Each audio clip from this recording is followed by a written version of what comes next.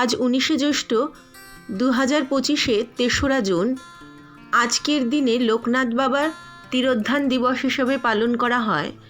যত বছর আমি আমার এই ফ্ল্যাটে এসেছি তত বছর লোকনাথ বাবাকে আমি এইভাবে পুজো করে থাকি। ওনার তিরোধান দিবস মানে 19শে জ্যৈষ্ঠ আর জন্মাষ্টমীর দিন, যেদিন ওনার জন্ম হয়েছে বলে জানা যায়।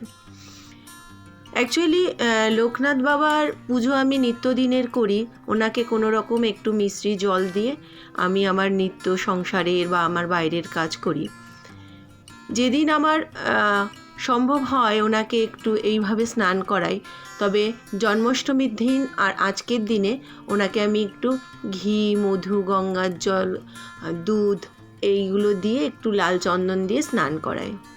যাই হোক, আমার মনের মতো করে প্রত্যেক বছর যেরকম করি এবছরও পুজোটা করলাম, তো সেটাই আপনাদের সামনে তুলে ধরছি আমি কিভাবে আজকে লোকনাথ বাবাকে পুজো করলাম। ওনাকে আমি একটা নতুন জামাও এই দিন, মানে সব সময় না হলেও যখন আমার সম্ভব হয় বা মনে থাকে আমি এই দিনে ওনাকে দিয়ে থাকি, জন্মাষ্টমীর দিনও দিয়ে থাকি। তো আজকে আমার লোকনাথ বাবার জামাটা কেমন হয়েছে আপনাদের যদি ভালো লাগে জানাবেন।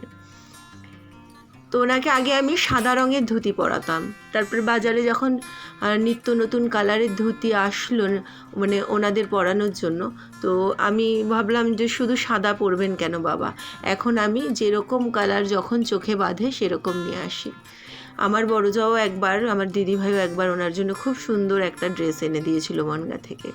একটা কথা আছে না, বিশ্বাসে মিলায় বস্তু তর্কে বহুদূর। আমি কিন্তু লোকনাথ বাবাকে নিজের সুখ দুঃখ, আমার মানে ভেতরে যা কিছু আছে আমি বাবাকেই শেয়ার করি। যেরকম সন্তানরা নিজের বাবাকে বা কাছের মানুষকে শেয়ার করে। আগে আমার দুর্গানগরে একটা মন্দির ছিল, আমি সেখানে মানে আছে এখনও মন্দিরটা, সেখানে গিয়ে পুজো করতাম। এখন কিন্তু যত বছর ফ্ল্যাট হয়েছে আমি বাবাকে ঘরেই পুজো করি, মন্দিরে সেইভাবে আমার যাওয়া হয়ে ওঠে না। যাই হোক, বাবাকে আমি ঘরে পুজো করি ঠিকই, আমার সমস্ত কিছু দিক দিশা কিন্তু বাবাই দেখিয়ে দেন বলে আমার ধারণা। যাই হোক, পুজো করতে করতে একটা জিনিস আপনাদেরকে একটু দেখাই।